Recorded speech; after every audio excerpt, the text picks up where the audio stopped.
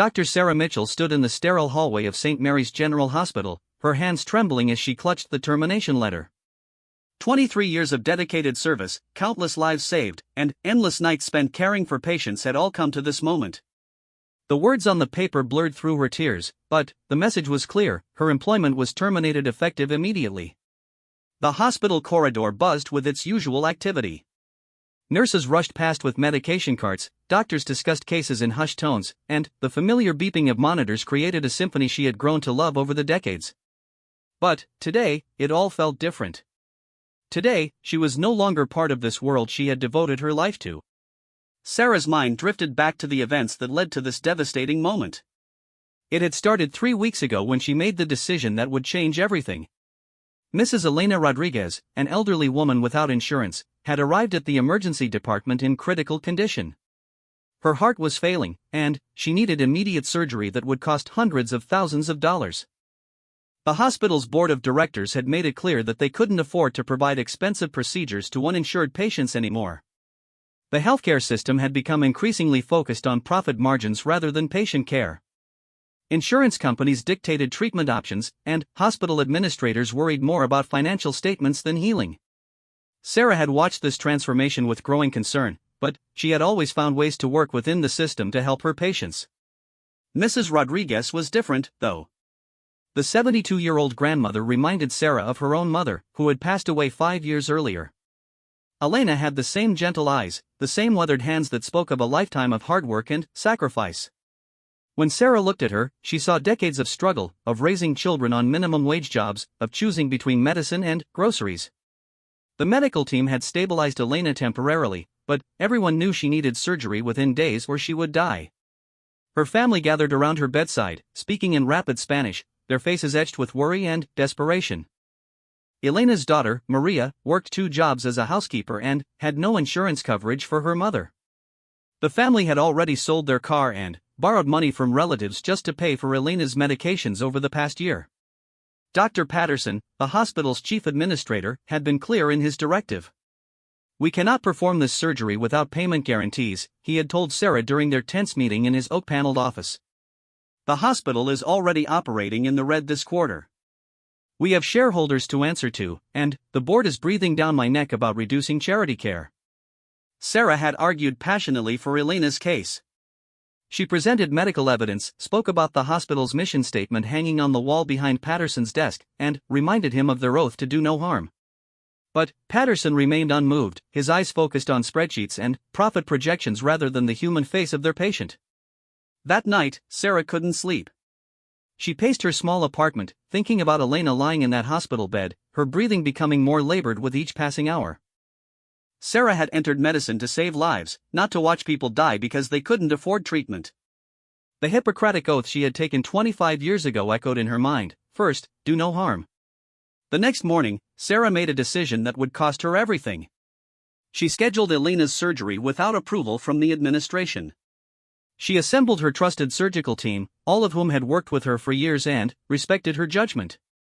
Dr. James Chen, the anesthesiologist, didn't hesitate when Sarah explained the situation. Nurse Rebecca Thompson, who had assisted in hundreds of Sarah's surgeries, simply nodded and began preparing the operating room. The surgery took 8 hours. Elena's condition was worse than the initial scans had revealed, and the team had to perform additional procedures to save her life. Sarah worked with the precision and dedication that had made her one of the most respected cardiac surgeons in the region. Her hands moved with practiced skill, each suture placed with care, each decision made with Elena's best interests in mind. When Elena finally stabilized in recovery, Sarah felt the familiar rush of satisfaction that came with saving a life. But her relief was short-lived. Word of the unauthorized surgery had reached Patterson's office before Elena was even out of the operating room. The confrontation was swift and brutal. Patterson accused Sarah of insubordination, fiscal irresponsibility, and violating hospital protocol. He threatened legal action and demanded her immediate resignation. Sarah stood her ground, explaining that she had acted according to her medical ethics and that Elena would have died without the surgery. "Ethics don't pay the bills, Dr. Mitchell," Patterson had said, his voice cold and calculating. "This hospital cannot survive if every doctor decides to ignore financial realities and perform expensive procedures on charity cases." Sarah's colleagues were divided in their support. Some admired her courage but worried about their own job security. Others believed she should have found another way to help Elena within the system. The hospital's legal team became involved, reviewing Sarah's contract and building a case for her dismissal. Over the following weeks, the tension in the hospital became palpable. Sarah continued her duties, caring for patients while knowing her time was running out. Elena recovered remarkably well, and her family was eternally grateful. Maria brought Sarah homemade tamales and flowers, tears streaming down her face as she thanked the doctor who had saved her mother's life. The media attention was unexpected. Someone had leaked the story to a local news reporter, and suddenly, Sarah found herself at the center of a debate about healthcare in America. Supporters called her a hero who had put patient care above profit. Critics argued that she had violated her employment contract and set a dangerous precedent that could bankrupt hospitals. Dr. Williams, Sarah's mentor who had retired 2 years earlier, called to offer his support. "You did the right thing, Sarah," he told her during their emotional phone conversation. "Medicine used to be about healing, not profit margins. You reminded everyone what it truly means to be a doctor." But the support from her mentor couldn't protect Sarah from the inevitable. The hospital's board of directors had made their decision. Despite Elena's successful recovery and the positive media attention the case had generated, they voted unanimously to terminate Sarah's employment. They cited violation of hospital protocol, insubordination, and failure to follow proper authorization procedures. The termination meeting was brief and businesslike. Patterson handed Sarah the letter and informed her that she had 1 hour to clear out her office and surrender her hospital credentials. Security would escort her from the building to ensure she didn't remove any hospital property. As Sarah cleaned out her office, she looked at the diplomas and certificates that covered the walls. Her medical degree from Johns Hopkins, her cardiac surgery certification, awards for excellence in patient care, and thank you letters from grateful families. Each item represented years of study, sacrifice, and dedication to her profession. The irony wasn't lost on her that she was being fired for doing exactly what she had trained to do: save lives. In a world where healthcare had become a commodity, her actions were seen as financially reckless rather than medically necessary. She wondered what had happened to the profession she had loved, when healing had become secondary to profit margins. Rebecca Thompson appeared in the doorway, her eyes red from crying. "This isn't right, Dr. Mitchell," she whispered, looking around nervously. "Elena is doing so well. She's going home tomorrow. Her whole family is calling you an angel." Sarah managed a weak smile. "Take care of our patients, Rebecca. That's all that matters now." As she packed her personal belongings into cardboard boxes, Sarah thought about her future. At 57, starting over wouldn't be easy. Other hospitals might be hesitant to hire someone who had gained notoriety for defying administration. The medical community was small, and news traveled quickly. Dr. Chen stopped by to say goodbye, his usual cheerful demeanor replaced by sadness and anger. "This hospital is losing the best cardiac surgeon they've ever had," he said quietly. "The board doesn't understand what they're giving up." The walk to her car felt like a funeral march. Hospital staff she had worked with for years avoided eye contact or offered quick, sympathetic nods. Some were afraid of being associated with her, while others simply didn't know what to say. The parking lot where she had arrived every morning for over 2 decades suddenly felt foreign and unwelcoming. Sarah sat in her car for several minutes, looking up at the hospital building where she had spent the majority of her adult life. The windows of the cardiac unit glowed in the afternoon sun, and she could see the faint outlines of medical equipment and patient beds. Somewhere in there, Elena was probably preparing to go home to her family, alive because Sarah had chosen to prioritize human life over hospital policy. As she drove away from St. Mary's General Hospital for the last time as an employee, Sarah felt a mixture of grief and pride. She had lost her job, her income, and possibly her career, but she had saved a life. In her heart, she knew she had made the right choice, even if the consequences were devastating. The road ahead was uncertain. She had some savings, but not enough to retire comfortably. She would need to find another position, possibly in a different city where her reputation hadn't preceded her.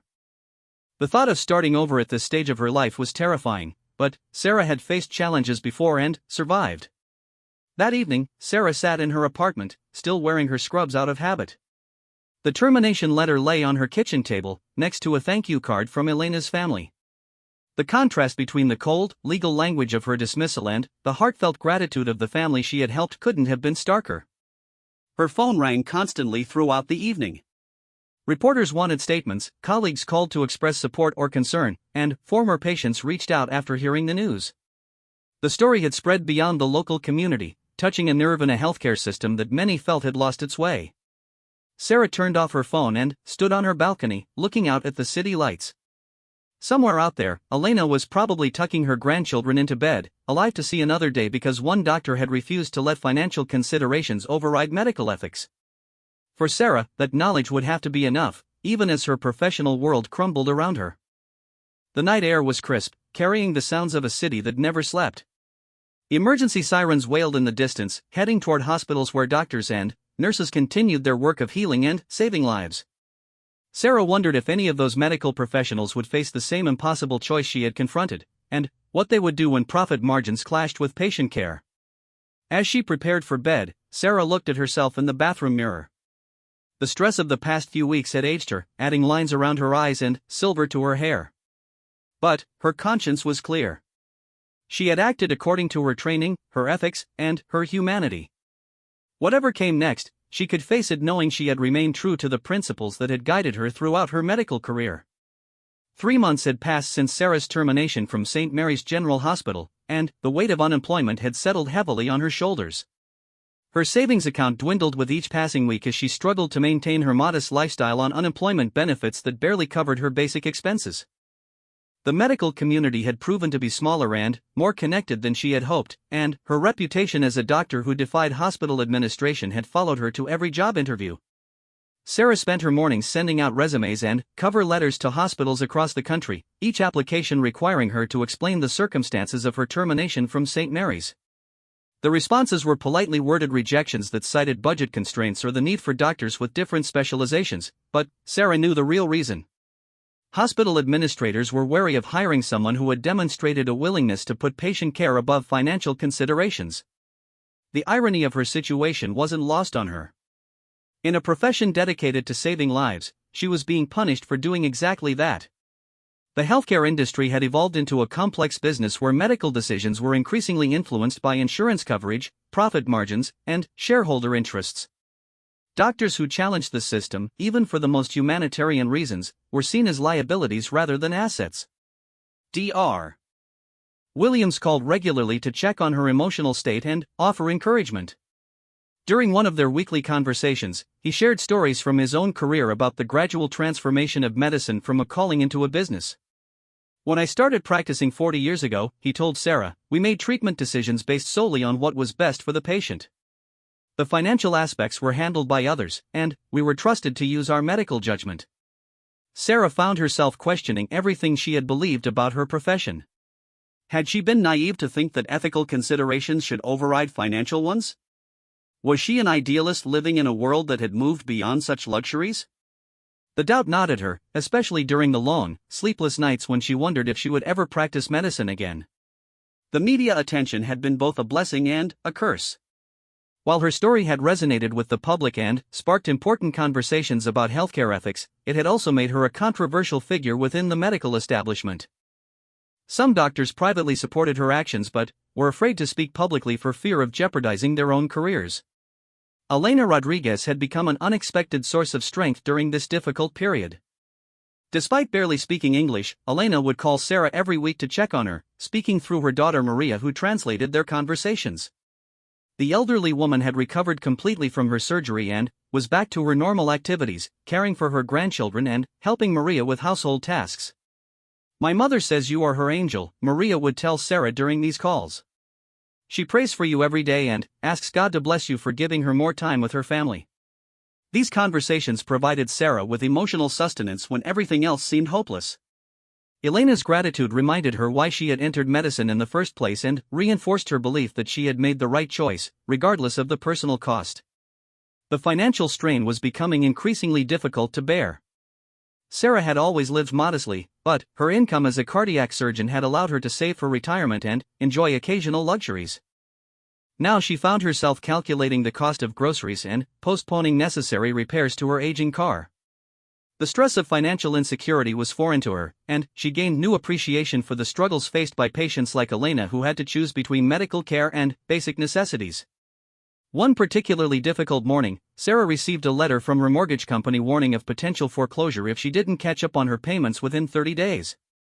The stark language of the notice brought her situation into sharp focus.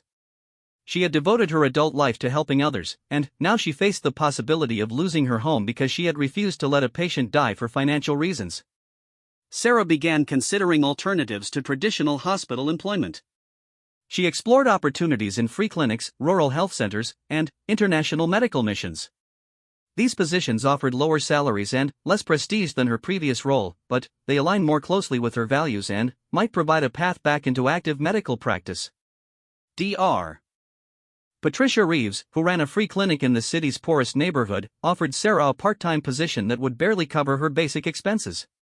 The clinic served uninsured and underinsured patients who couldn't afford regular medical care, exactly the population that Sarah felt most called to serve. "We can't pay you what you're worth," Dr. Reeves explained during their meeting in the clinic's cramped office. "But we can offer you the chance to practice medicine the way it was meant to be practiced, focused entirely on patient care without interference from insurance companies or hospital administrators." Sarah accepted the position immediately, grateful for the opportunity to return to medical practice even in a limited capacity. The clinic was a far cry from the state-of-the-art facilities she was accustomed to, but the staff's dedication to serving their community was inspiring. On her first day at the clinic, Sarah was struck by the diversity of patients and the complexity of their medical needs. Many suffered from chronic conditions that had gone untreated for years due to lack of insurance or inability to afford medication. Others presented with acute problems that had been ignored until they became serious enough to warrant emergency room visits. Mrs. Johnson, a diabetic woman in her 60s, hadn't been able to afford her insulin for 3 months and was developing dangerous complications. Mr. Patel, a construction worker with no insurance, had been working with a painful hernia for over a year because he couldn't afford the surgery to repair it. These were the faces of America's healthcare crisis, people who fell through the cracks of a system that prioritized profit over human suffering. Working at the clinic reminded Sarah of why she had become a doctor. Every patient was grateful for her care, regardless of how modest the treatment might be. There were no insurance forms to navigate, no prior authorizations required, and no administrators questioning her medical decisions. The focus was entirely on healing and helping people improve their health and quality of life. The emotional rewards of the work couldn't compensate for the financial reality of her situation, however. Sarah's part-time salary at the clinic was less than a quarter of what she had earned at St. Mary's, and she struggled to cover her basic living expenses. She sold her car and purchased an older, less reliable vehicle. She canceled subscriptions and memberships she had enjoyed for years. Every financial decision required careful consideration. Despite her reduced circumstances, Sarah found herself happier and more fulfilled than she had been in years. The corporate atmosphere at St. Mary's had gradually eroded her job satisfaction, even though she hadn't fully recognized it at the time. The constant pressure to see more patients in less time, the emphasis on billing and revenue generation, and the adversarial relationship with insurance companies had taken a toll on her enthusiasm for medicine. At the clinic, Sarah had time to really talk with her patients, to understand their lives and challenges beyond their immediate medical needs. She learned about Mrs. Johnson's struggle to care for her disabled grandson on a fixed income. She discovered that Mr. Patel sent half his earnings to support his elderly parents in India. These personal connections reminded her of the human side of medicine that had drawn her to the profession. The clinic staff became like a second family to Sarah. Dr. Reeves was a former emergency room physician who had left hospital medicine for many of the same reasons that had led to Sarah's termination. Nurse Martinez had worked in various healthcare settings before finding her calling serving underserved populations. Despite their modest salaries and challenging working conditions, they shared a passion for medicine that was purely focused on helping others. Word of Sarah's work at the clinic began to spread through the community, and former patients from St. Mary's started seeking her out for medical care. Many were willing to pay cash for her services, even though they had insurance that would cover treatment at other facilities. They trusted Sarah's medical expertise and appreciated her genuine concern for their well-being. The positive response from patients and the community began to restore Sarah's confidence in her professional abilities and ethical choices. Local news outlets did follow-up stories on her transition from high-end hospital medicine to community healthcare, portraying her work at the clinic in a positive light. The coverage helped attract donations and volunteer support for the clinic's mission. However, Sarah's financial situation continued to deteriorate. Her mortgage company began foreclosure proceedings, and she received notices from credit card companies threatening legal action for overdue payments. The stress of potential bankruptcy weighed heavily on her mind, even as she found renewed purpose in her medical work. One evening, as Sarah was leaving the clinic after a particularly busy day, she encountered Elena Rodriguez and her daughter Maria in the parking lot. Elena embraced Sarah warmly, speaking rapidly in Spanish while Maria translated her words of gratitude and concern. "My mother heard about your troubles," Maria explained. "She wants to know if there's anything our family can do to help. She says you saved her life, and now she wants to save yours." The offer moved Sarah to tears, but she gently declined their assistance. Elena's family had their own financial struggles, and Sarah couldn't accept help from people who needed every dollar they earned. The gesture, however, reminded her that her actions had touched lives in ways that extended far beyond the immediate medical treatment she had provided. As winter approached, Sarah faced the possibility that she might lose her home before Christmas. The foreclosure process was moving forward despite her attempts to negotiate with the mortgage company. Her credit rating had plummeted, making it difficult to find alternative housing or secure loans to address her financial crisis. The emotional toll of her situation was beginning to affect her health. Sarah had always prided herself on maintaining her physical and mental well-being, but months of stress and financial insecurity had left her exhausted and anxious. She struggled to sleep, worried constantly about her future, and found herself questioning decisions she had once felt confident about.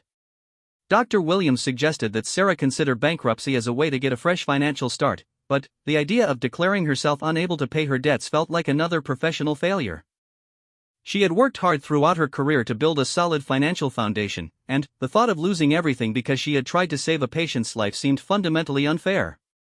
Support came from unexpected sources as Sarah's story continued to resonate with people across the country. A crowdfunding campaign organized by former patients raised several $1,000s to help with her immediate expenses. Medical students from nearby universities volunteered at the clinic and expressed admiration for Sarah's commitment to ethical medical practice.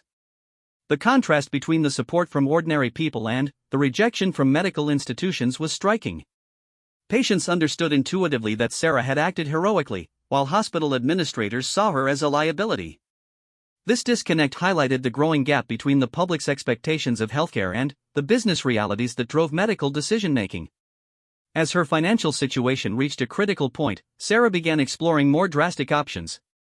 She considered selling her apartment and moving to a smaller city where living costs were lower.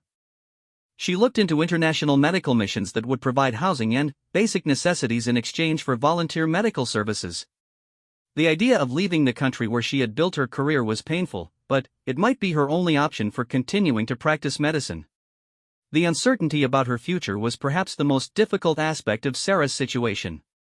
At 57, she faced the possibility of starting completely over in a new country or a different profession. The skills that had made her an excellent cardiac surgeon were highly specialized and not easily transferable to other fields. She had devoted her entire adult life to mastering her medical specialty, and the prospect of abandoning that expertise felt like losing her identity. Despite all the challenges and setbacks, Sarah maintained her commitment to patient care at the clinic. Every day brought new reminders of why her work mattered and why she had been willing to sacrifice her comfortable position at St. Mary's to save Elena's life.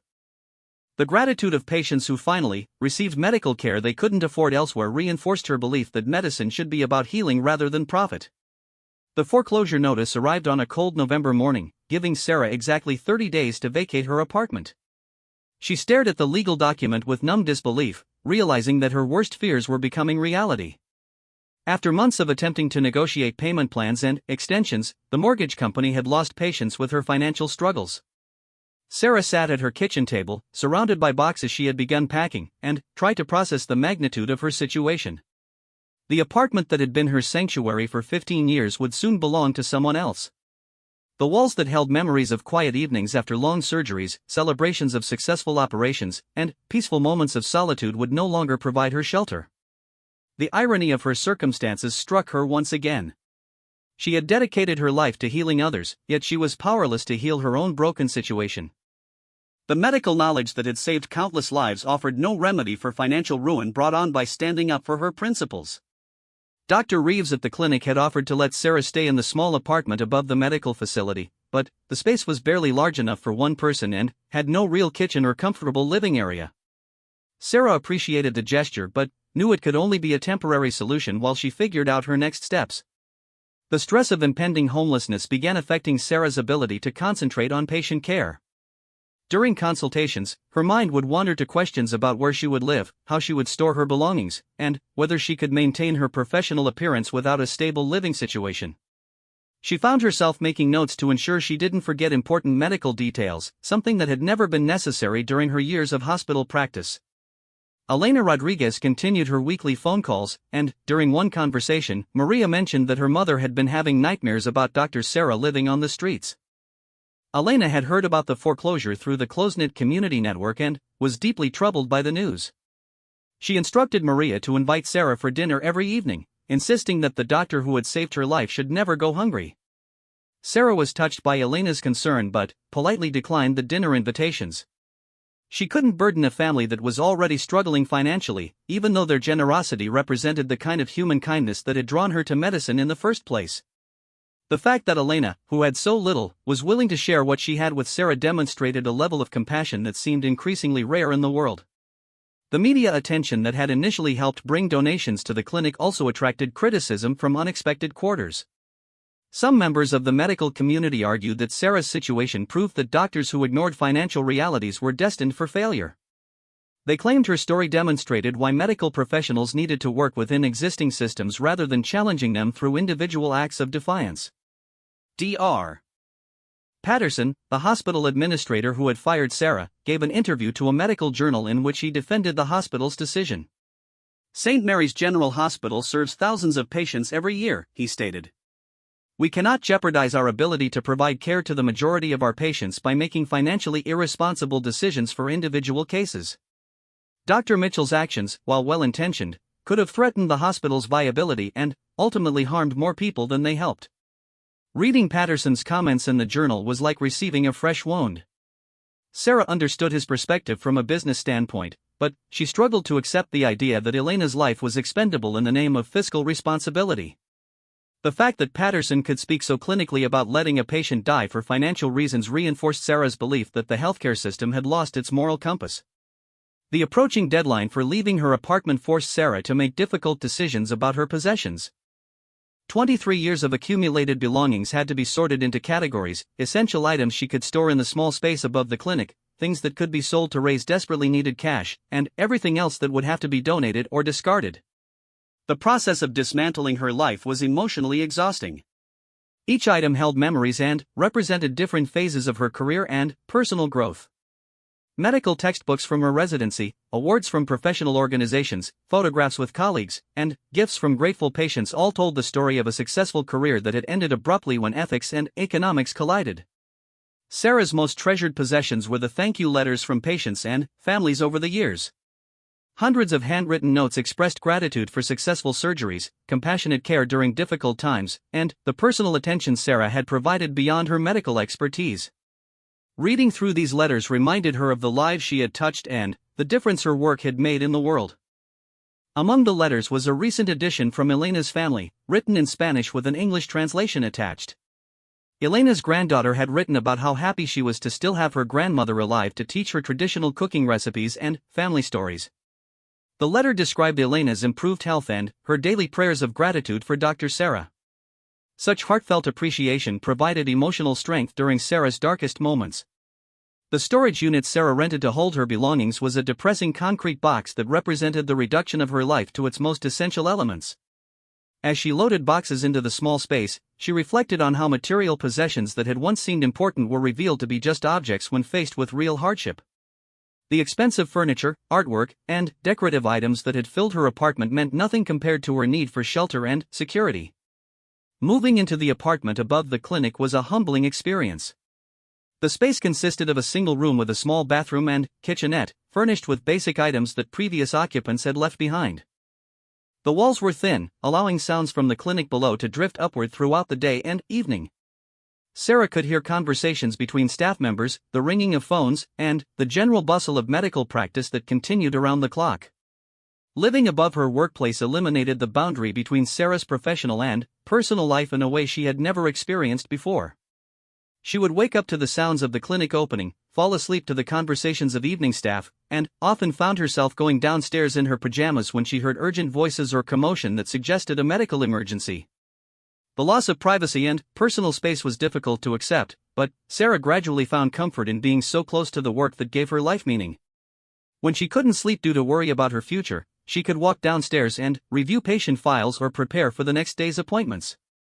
The constant proximity to medical practice helped distract her from her financial troubles and reminded her daily of her purpose. Dr. Reeves became more than just an employer during this period. She emerged as a genuine friend and mentor who understood Sarah's situation from personal experience.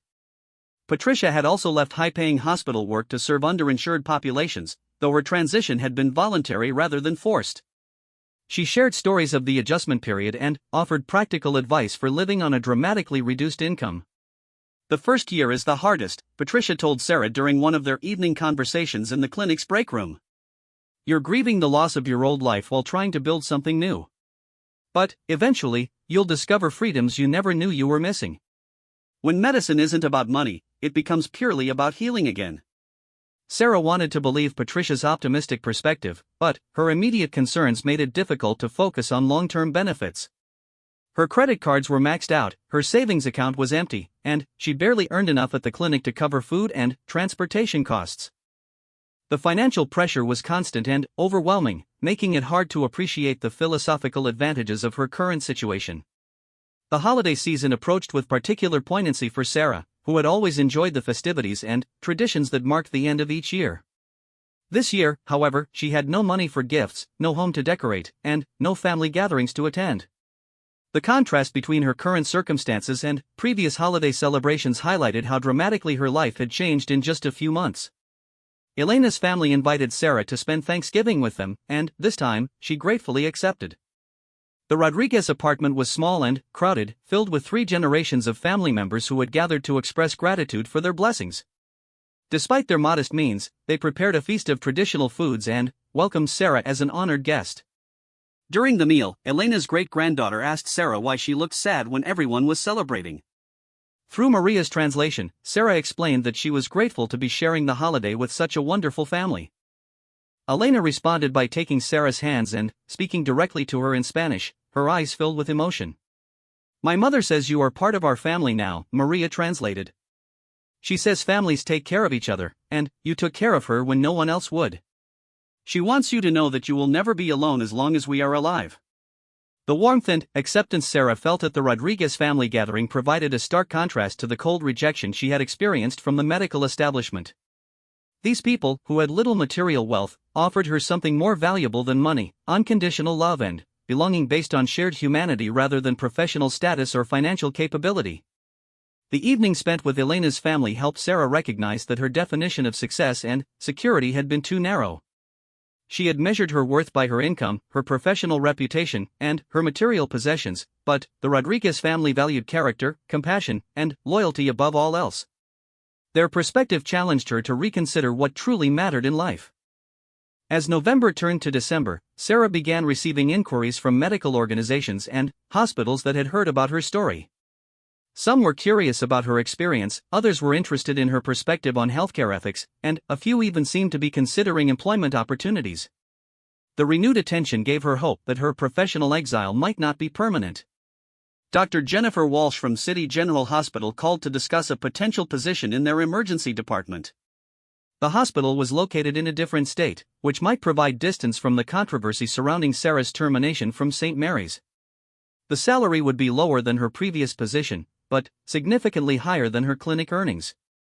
"We need doctors who understand that medicine is about more than profit margins," Dr. Walsh explained during their phone conversation. "Your reputation for putting patients first is exactly what our emergency department needs. We deal with uninsured patients every day, and we need physicians who won't hesitate to provide necessary care regardless of payment status." The possibility of returning to full-time hospital medicine excited Sarah, but it also raised complicated questions. Would moving to another state mean abandoning the clinic patients who had come to depend on her care? Could she trust another hospital administration to support her ethical approach to medicine, or would she eventually face the same conflicts that had led to her termination? Sarah's time at the clinic had taught her valuable lessons about the difference between healthcare as a business and medicine as a calling. Working with underserved populations had reminded her why she had chosen medicine in the first place and had reinforced her commitment to treating every patient with dignity and compassion regardless of their ability to pay. The patients at the clinic had become more than just medical cases to Sarah, they had become her community and her source of strength during the most difficult period of her professional life. Mrs. Johnson's diabetes was well controlled now that she had access to affordable medication. Mr. Patel had finally received the hernia surgery he needed through a charitable program the clinic had helped him access. Each success story reminded Sarah that meaningful medical practice didn't require expensive equipment or prestigious hospitals. Sometimes the most important healing happened in modest clinics where doctors had time to listen, to care, and to treat the whole person rather than just the disease. This realization began to shift her perspective on what kind of future she wanted to build for herself. December arrived with an unexpected phone call that would change everything for Sarah. She was reviewing patient charts in her cramped apartment above the clinic when her phone rang, displaying an unfamiliar area code. The voice on the other end was crisp and professional, identifying itself as Lieutenant Commander Rodriguez from the United States Navy Medical Corps. "Dr. Mitchell, we've been following your case with great interest," the officer explained. "The Navy is currently seeking experienced cardiac surgeons for a special humanitarian mission, and your background suggests you might be exactly what we're looking for. Would you